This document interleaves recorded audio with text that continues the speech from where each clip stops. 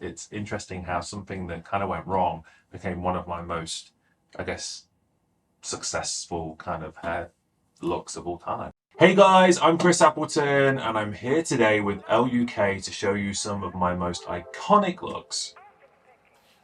Kim's Met Ball blonde Marilyn Monroe moment. This was really quite a special moment. I remember once saying to Kim, like, if you could like have any like dress or any part of history and you know, like what would you do? And she always loved the Marilyn Monroe Happy Birthday Mr. President dress. So when Kim said she actually got her hands on it, I was like, God, now. I wasn't there for the fitting and we were on the plane. She was like, Chris, it didn't fit. And I was like, oh God, well now what? And she's like, well, I've got 2 weeks and I'm gonna get in it.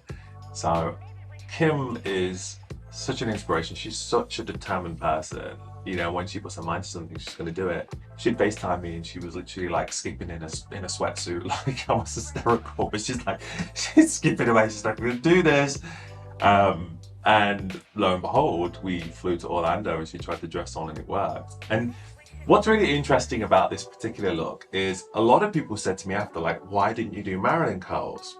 The idea was never to make Kim look like Marilyn. It was to sort of, guess, from my perspective, show that Kim is the Marilyn of our time, you know, and although she wore her dress, she literally had it on like that time on the red carpet. She put it on at the red carpet. We were there, we had a special room and she took it right off at the top of the stairs because she didn't want to damage it. You know, she was very respectful. So that was really kind of a moment where we were, what do we do here?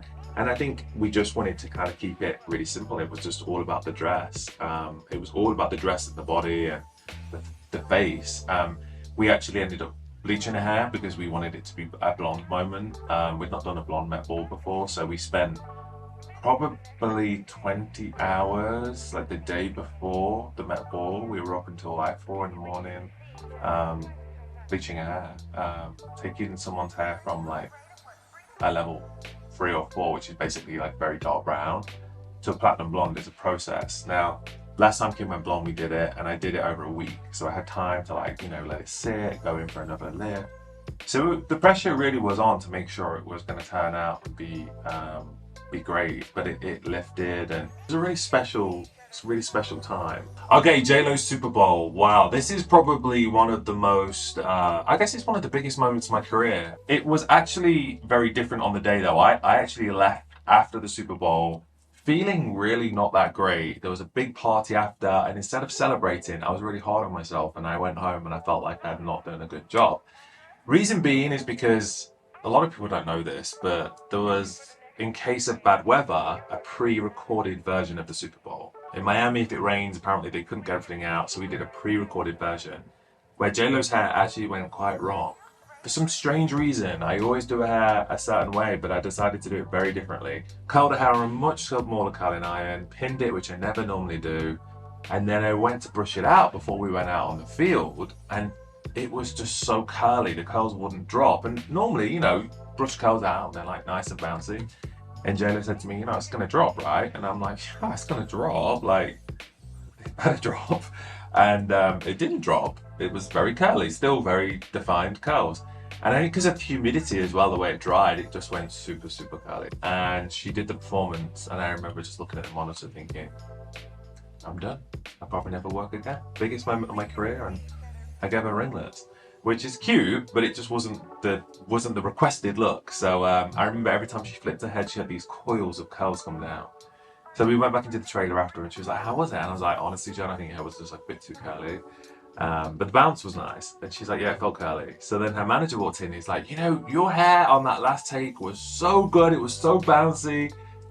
So I kind of took a mistake and made it into something that kind of, I guess, I learned from my mistake and turned it into a success.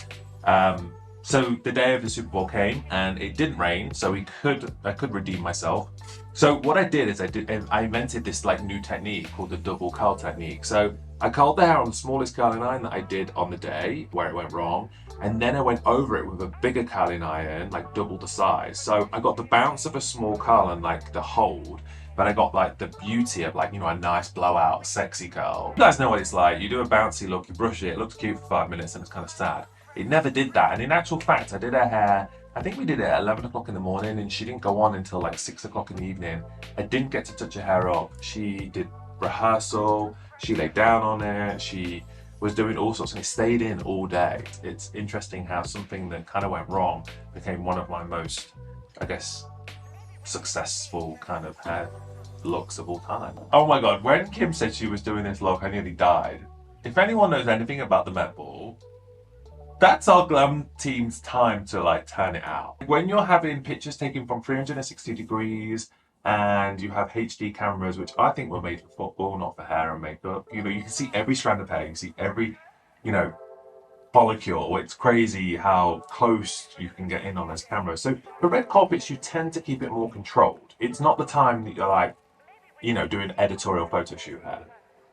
Met Ball, however, is the only exception where you get to go to town and have some fun. Kim said she was covering her face, and I'm like, oh, maybe we don't this time. It's really funny because my good friend Makeup by Mario, you know, we always collaborate on what we're going to do. He still did a full face of makeup that she put a mask over the top. And then we were talking about what we were going to do with the hair, and I thought it would be really cool. And, you know, Kim, we were sort of going backwards and forwards. It was actually an old reference that we did for a photo shoot with this super long ponytail to the floor.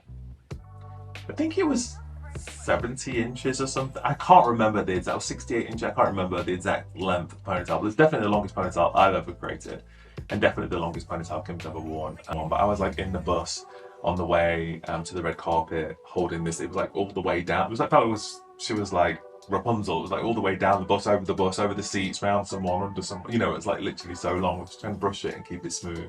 I think it was pretty iconic. It's still one of my favorites. Probably not Makeup by Mario's favorite though. Oh my god, the wedding of the year, J-Lo's wedding. It was so hush hush.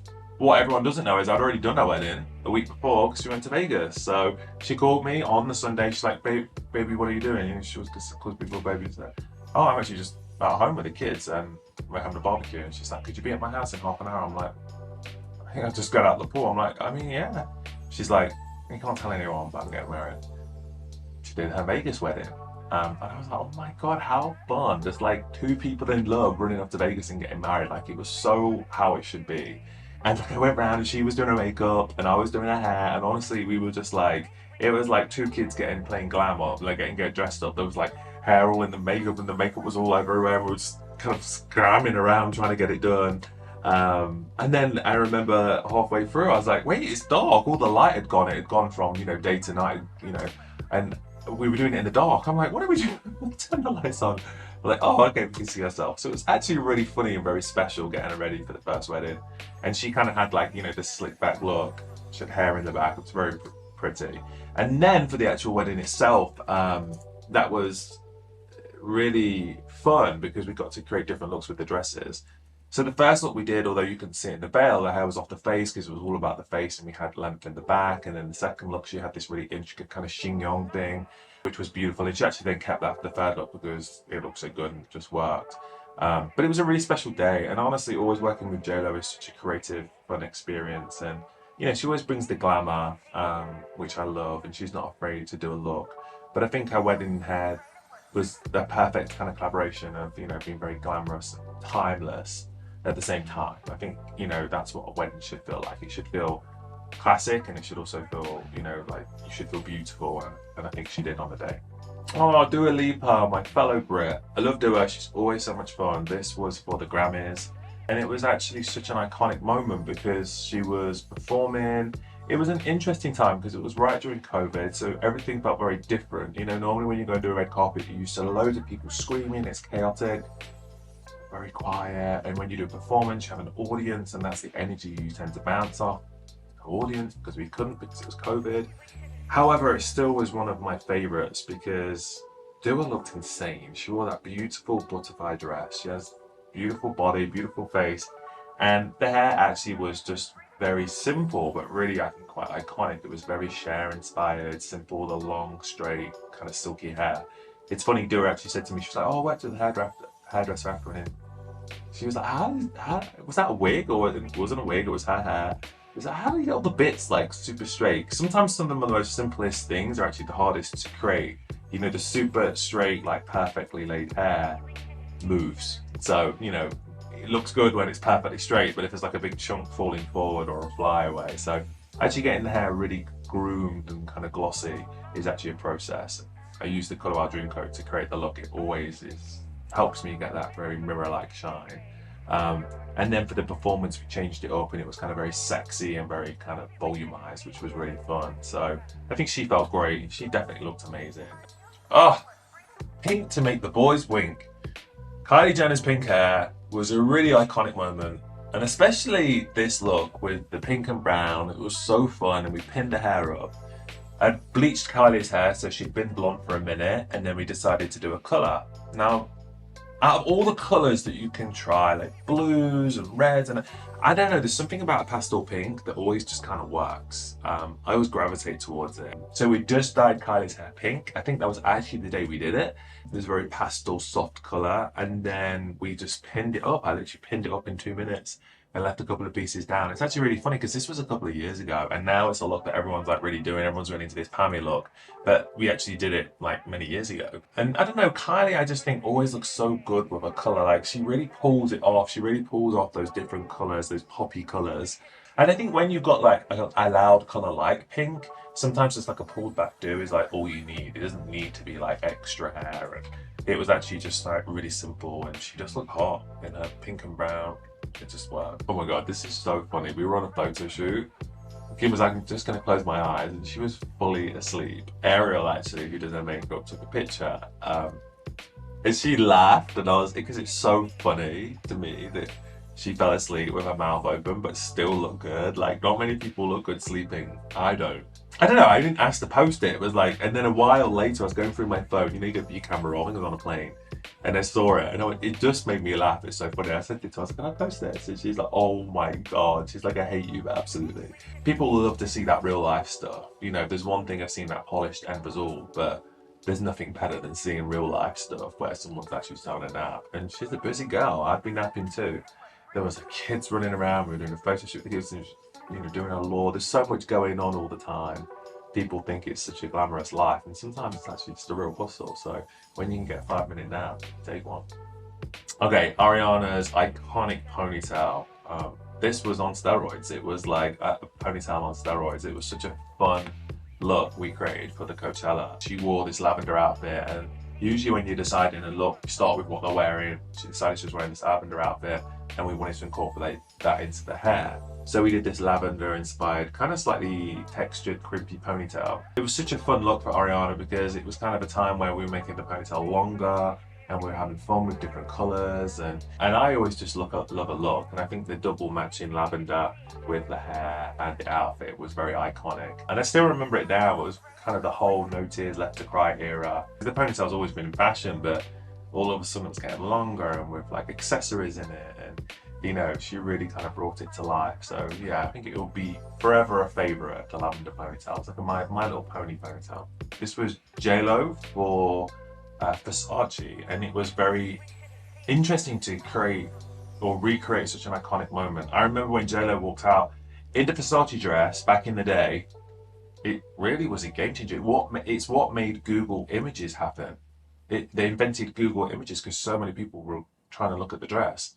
Being part of something so many years later is equally as exciting as terrifying, because it was so good back in the day, and it's like, oh, how are you gonna make it look better? So I think creating that look, and when she walked out, I was just like, my god, you know, she looked better than ever. She just is exhilarated confidence the way she walked. Her body was so amazing, beautiful. Her face is just so beautiful. She's the only person she looks like she doesn't age.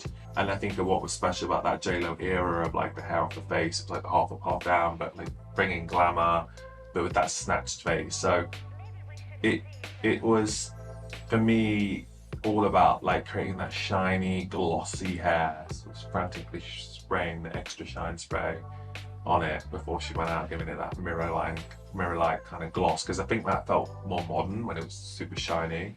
And actually, just before she went out, her hair was a lot longer, and Donatella came in and said, I think we should cut it and show more of the back, because the back was, you know, backless. So what people don't know is we were like frantically cutting her hair. She was like walking out to the stage, and I'm like cutting her hair. like, oh my god, like, who is this gonna look good? In actual fact, it worked perfectly because it just flipped out. It was like, felt really modern and cute and fresh. But yeah, there's always like a last minute thing that people don't get to see the behind the scenes of. So I wouldn't change anything. And it's not very often that I say that. I'm pretty hard on myself. I always sort of see what I could do better, as I just felt like it looked beautiful. I actually have a piece of the dress, no one knows that. There was a piece of the dress cut for, I don't know, I guess it was like extra fabric. And I kept it. No one knows it. But they do now. It's like a little piece of the Versace dress. So I have it. I have a piece of that with me. And that is it, guys. I've spilt the tea on some of my most iconic looks. I hope you guys enjoyed knowing a bit of the behind the scenes on how these looks came to life. I'll see you next time.